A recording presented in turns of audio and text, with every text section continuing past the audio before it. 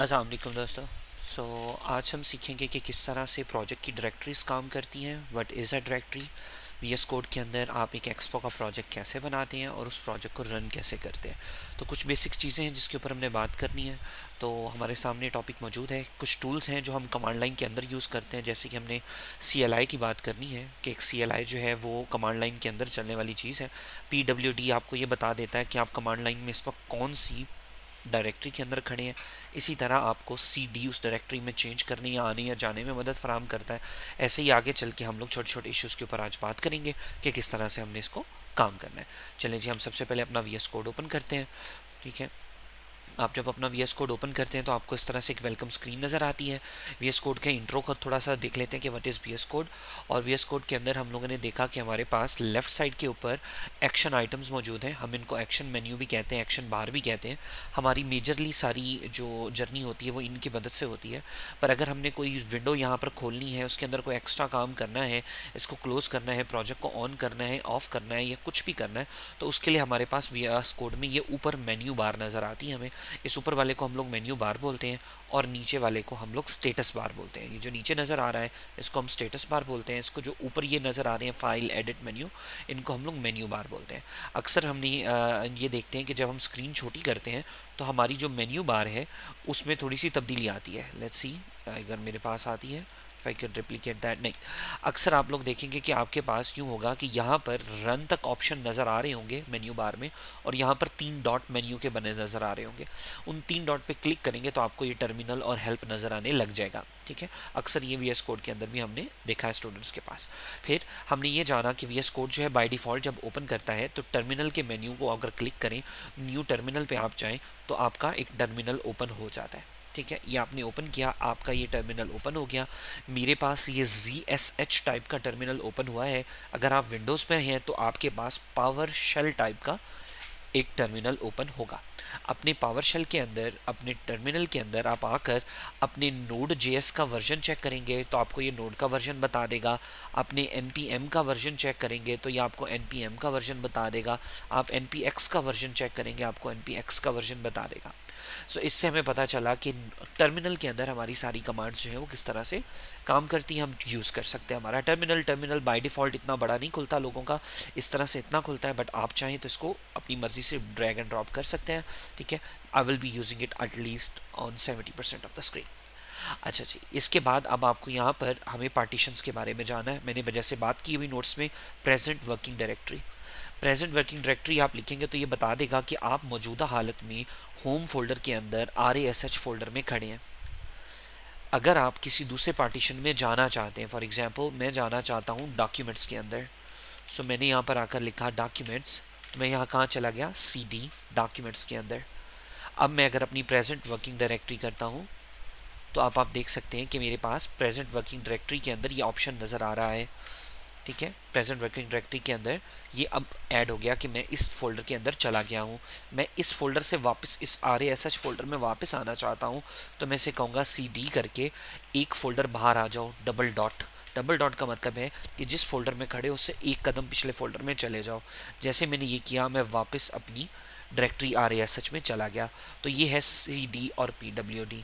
अब इसी तरह हम क्या करते हैं, हम डॉक्यूमेंट में वापस जाते हैं और डॉक्यूमेंट में आकर अब स्क्रीन पे हो गया है रश। आप देख सकते हैं कि टर्मिनल भर गया है बहुत ज़्यादा। तो आप क्या कर सकते हो, टर्मिनल में क्लियर का लफ्ज़ लिख सकते हो। क्लियर का लफ्ज़ लिखोगे तो आपका जो है वो टर्मिनल फ्री हो जाएगा। यहाँ टिप एडवाइस ये है कि जब आप क्लियर करते हो तो अगर आपको याद ना आ रहा हो कि यार क्या है, अगर आप यहीं से स्क्रॉल अप करेंगे तो विंडोज़ के अंदर आपको ऑप्शन नज़र आएगा और ये आपको पिछले सारी जो चीज़ें अभी आपने क्लियर की हैं वो भी नज़र आने लग जाएंगी। अच्छा जी, अब डॉक्यूमेंट्स के अंदर हम नेक्स्ट काम करते हैं, एक फ़ोल्डर बनाना है। हम अक्सर फ़ोल्डर राइट क्लिक करके न्यू फोल्डर बनाते थे। अब आज हम काम करेंगे MKDIR की मदद से। MKDIR की मदद से क्या होता है, MKDIR आपकी हेल्प करता है कि आप एक नया फोल्डर बना लें। ठीक है, MKDIR is for your help. ठीक है, सो आप MKDIR लिखते हैं और उसके बाद फोल्डर का कोई भी नाम दे सकते हैं। फॉर एग्जांपल मैं यहाँ दे देता हूँ कि मेरे RN प्रोजेक्ट्स होंगे, इसके अंदर जितने भी प्रोजेक्ट्स पे मैंने काम करना है वो इस फोल्डर में होंगे। अब ऑफ कोर्स जो भी हमने पढ़ा कि CD करके मैं टेस्ट प्रोजेक्ट्स में जा सकता हूँ, मैं CD करके टेस्ट प्रोजेक्ट में आ गया और इस तरह से मैं यहाँ पर मौजूद हूँ। अब मैं अपना प्रोजेक्ट बनाने की कोशिश करूँगा। मैं यहाँ पर आकर लिखूँगा npx क्रिएट एक्सपो ऐप। ठीक है, ऐप का कोई भी नाम मैं दे सकता हूँ, फिलहाल मैं नहीं दूंगा। मैंने सिर्फ कहा कि एक एक्सपो की ऐप बना कर दो मुझे। वो कहता है ऐप का नाम रखें, मैंने ऐप का नाम रखा टेस्ट ऐप।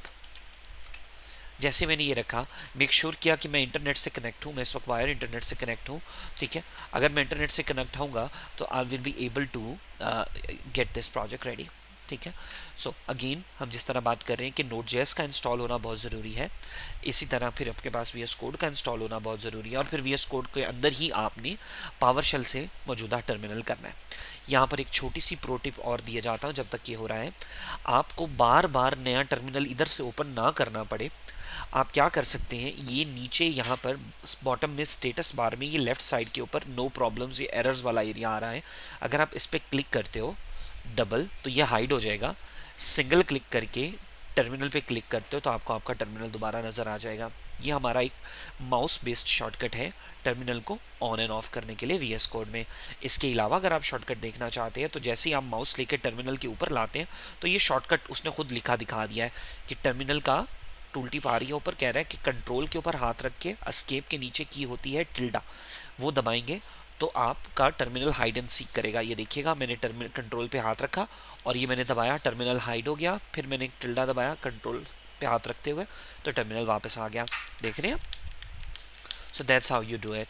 ठीक है, इस तरह से हमारा प्रोजेक्ट क्रिएट हो गया। अब आप देख सकते हैं, कह रहा है कि जी आपका प्रोजेक्ट रेडी है, आप प्रोजेक्ट को रन करना चाहें तो रन कर सकते हैं। ठीक है, मैं फाइल के मेन्यू में गया और मैंने अब कहा ऐसा कीजिए, आप ओपन फोल्डर कीजिए। और मुझे पता है मैंने ये फोल्डर कहाँ बनाया था, मैंने डॉक्यूमेंट्स के अंदर, अपने सेंसाई के अंदर, ग्रुप के अंदर ये जो है सॉरी, मैंने सिर्फ डॉक्यूमेंट्स के अंदर टेस्ट प्रोजेक्ट्स के अंदर टेस्ट ऐप में फोल्डर बनाया था। मैंने टेस्ट ऐप को सिलेक्ट करके ओपन कर दिया तो मेरा VS कोड जो है वो दोबारा रिफ्रेश हुआ और अब मुझे यहाँ पर मेरे प्रोजेक्ट का स्ट्रक्चर दिखा रहा है, ये एक्सप्लोरर का एक्शन बटन। ठीक है, एक्शन मेन्यू में से ये एक्सप्लोरर मुझे दिखा रहा है कि मेरे प्रोजेक्ट में कौन कौन सी फाइल्स हैं, कैसी कैसी हैं। मैं अगेन कंट्रोल पे हाथ रख के टिल्डा दबाता हूँ और टर्मिनल ओपन करता हूँ तो अब आप देखें तो मेरा टर्मिनल जो है वो कहाँ पर ओपन हुआ है, मेरा टर्मिनल ओपन होता है टेस्ट प्रोजेक्ट्स के अंदर, अपनी ऐप के अंदर। अब यहाँ पर आकर अगर मैं PWD करता भी हूँ तो अब बाय डिफ़ॉल्ट VS कोड जो है मुझे दिखा रहा है कि अब आपकी सारी कमांड्स जो हैं या जो भी आप चीज़ रन करेंगे वो आपके प्रोजेक्ट के अंदर रन होंगी। रीज़न क्या था, हमने फाइल करके ओपन करके फोल्डर ही ऑलरेडी ओपन किया VS कोड के अंदर। अब मैं यहाँ पर आकर npm रन स्टार्ट करता हूँ तो npm रन स्टार्ट करने से वो मुझसे पूछता है कि प्रोजेक्ट चला दूँ, मैंने कहा जी चला दें। जैसे ही मैं प्रोजेक्ट चलाता हूँ मुझे एक विंडो मिलती है, एक QR कोड मिलता है। देखिएगा यहाँ पर एक QR कोड मिला मुझे, उस QR कोड में उसने सारी इंस्ट्रक्शन सारा कुछ लिखा हुआ था। दैट्स फाइन, मुझे पता है मैं एक इंटरनेट पे हूँ, इसी इंटरनेट पे मौजूद, अगेन प्रो टिप है कि इसी इंटरनेट पे मौजूद मुझे एक एंड्रॉयड फ़ोन भी चाहिए होगा।